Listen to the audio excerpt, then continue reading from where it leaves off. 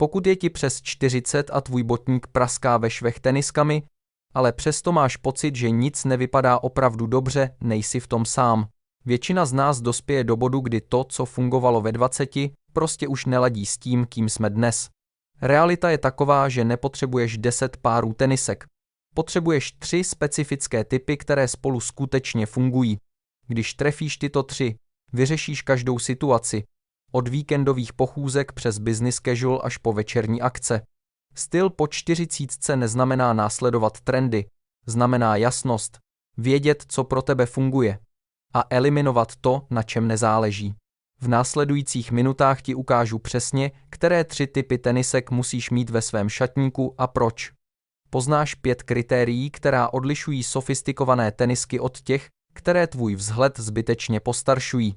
A ukážu ti stylistické chyby, které muži v našem věku dělají a které nakonec zničí look, který by mohl být skvělý. Navíc ti prozradím typ tenisek, který propojuje ležérní a elegantní styl lépe než kterýkoliv jiný. Je to kousek, který většina mužů nemá, a v našem seznamu je to teniska číslo 3. Dovol mi vysvětlit ti tento systém. Problém není v tom, že chybí tenisky, ale že chybí systém. Když přemýšlíš o systému a ne o izolovaných kouscích, oblékání se stává mnohem jednodušším. Funguje to takto, 3 typy, z nichž každý řeší jednu část tvého života. A jak je budu procházet, přemýšlej, který ti chybí, protože pravděpodobně právě to dnes blokuje tvůj styl. První. Bílé kožené tenisky. Kdybys měl mít po 40 jen jeden pár ležérních tenisek, měly by to být tyto. Jsou jako bílá košile ve vesmíru obuvy. Čisté, univerzální a vše díky nim vypadá promyšleněji. Ale tady mnoho mužů chybuje a stojí je to draho. Ne všechny bílé tenisky fungují pro muže v našem věku. Vejdeš do obchodu, vidíš 50 modelů a většina z nich tě udělá starším, nebo budeš vypadat, že se příliš snažíš. Takže hledej. Minimalistický design. Čisté linie, žádná přehnaná loga, nic křiklavého. Pravá kůže. O tom se nesmlouvá. Žádné plátno. Žádný textil. Pravá kůže vypadá lépe od prvního dne. Krásně stárne a časem je pohodlnější. Silueta s nízkým profilem, uhlazenější, ne objemná. Tvé tenisky musí look doplňovat, ne s ním soutěžit.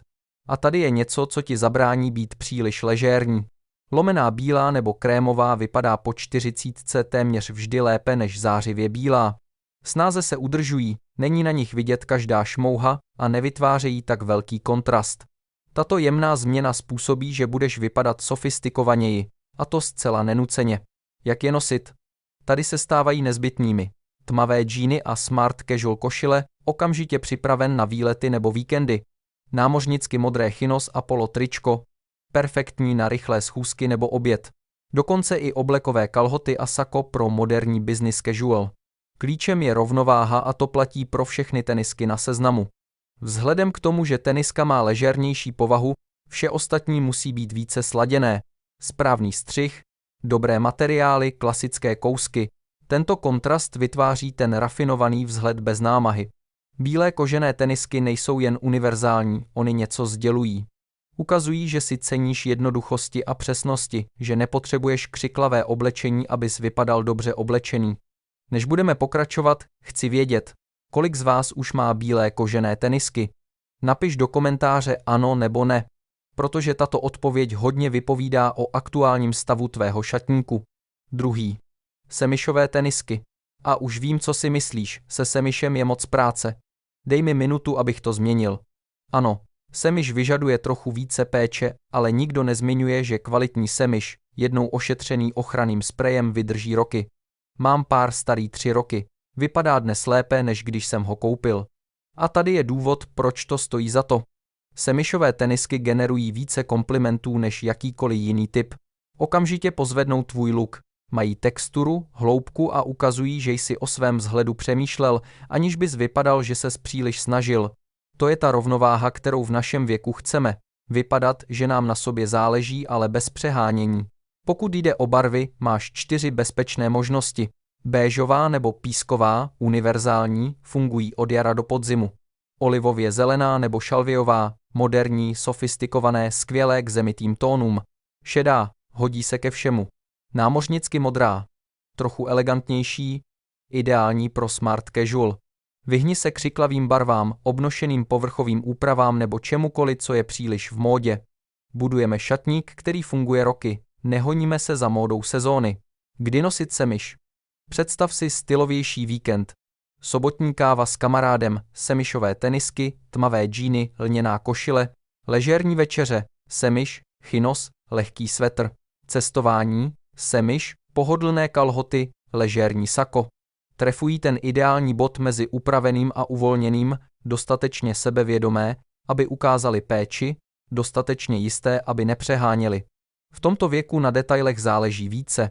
Semiš ukazuje pozornost, aniž by ji musel oznamovat. To odděluje zralý styl od teenagerovské módy. A chyba tady ve skutečnosti není o semiši, je o pochopení, kdy přidat rafinovanost, což nás vede ke třetímu typu. Tomu, který většina mužů zcela ignoruje.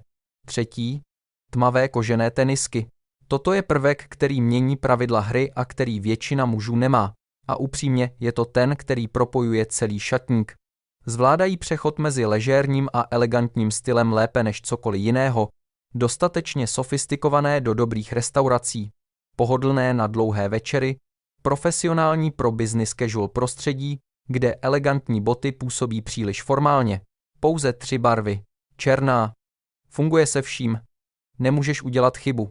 Tmavě hnědá nebo čokoládová, teplejší, přístupnější, velmi dobře se hodí k sakům. Grafitově šedá.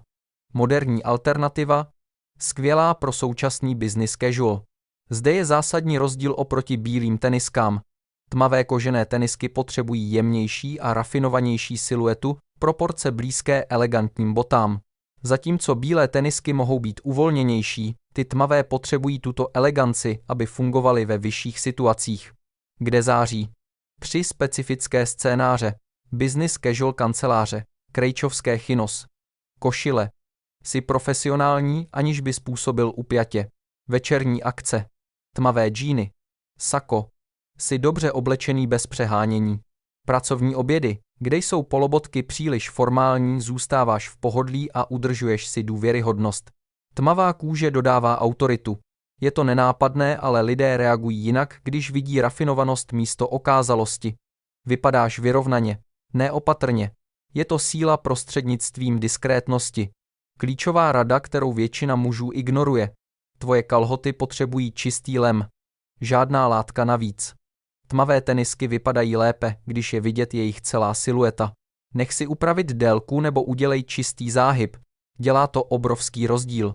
Bonus. Tyto tenisky můžeš nosit celý den, aniž bys je musel měnit. Od snídaně po večerní drinky jeden pár vyřeší vše. 5 pravidel efektivního stylu. Těchto 5 pravidel odlišuje muže, kteří vypadají elegantně bez námahy, od mužů, kteří vypadají, že se neustále za něčím honí. Ovládni je a už nikdy nevyhodíš peníze za špatný pár. 1. Silueta, nízké profily, čisté linie, nic přehnaného. Masivní podrážky Chunky Soles měly svůj moment a ten moment pominul. Vyhni se kotníkovým teniskám high tops. Pokud nehraješ basketbal, zkracují nohy. Vyhni se příliš robustním modelům. Tenisky mají doplňovat, ne dominovat. 2. Materiály. V našem věku je kvalita vidět. Pravá kůže nebo kvalitní semiš krásně stárnou. Získávají osobnost. Vyhni se sportovním síťovaným materiálům, příliš ležérní. Vyhni se plátnu, příliš neformální pro smart casual. Vyhni se syntetice. Vypadá lacině a málo vydrží. Kvalitní materiály vypadají lépe první den i 365 den. 3. Barevná disciplína. Většina mužů zde chybuje. Kupují tenisky, které fungují pouze s jedním lokem. Zůstaň u neutrálů. Bílá, lomená bílá, černá, šedá, námořnická modrá, hnědá, karamelová, béžová. Ty budují univerzální šatník. Vyhni se neonům, křiklavým základním barvám a módním kombinacím. Chceme nadčasovost, ne módu sezóny. 4. Minimální branding. Po 40 je méně vždy více. Hledej diskrétní loga, jemné detaily, čistý design. Velké logo z tebe neudělá úspěšného člověka. Tvoje vystupování ano. Chceme, aby si lidé všimli tvého stylu a sebevědomí. Ne, aby četli značku tvých tenisek z druhého konce místnosti. Tichá sofistikovanost vždy vítězí nad okázalostí. 5. Univerzálnost. Každý pár musí fungovat 3 různými způsoby. Dají se nosit z džíny, z chinos, dají se povznést sakem. Pokud teniska funguje jen jedním způsobem, nezaslouží si tam být. Budujeme efektivní šatníky, ne sbírky kousků na jedno použití. Kompletní systém. Tady je pointa.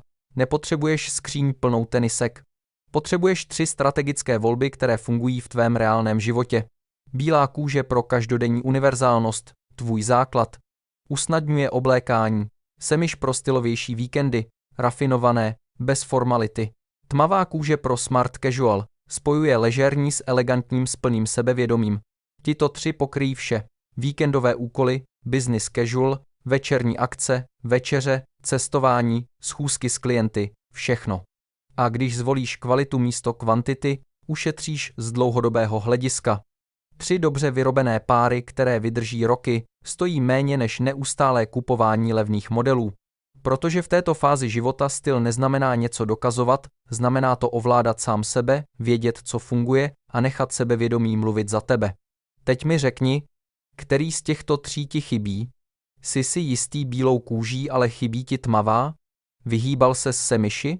Napiš to do komentářů. Čtu všechny a dám ti konkrétní rady.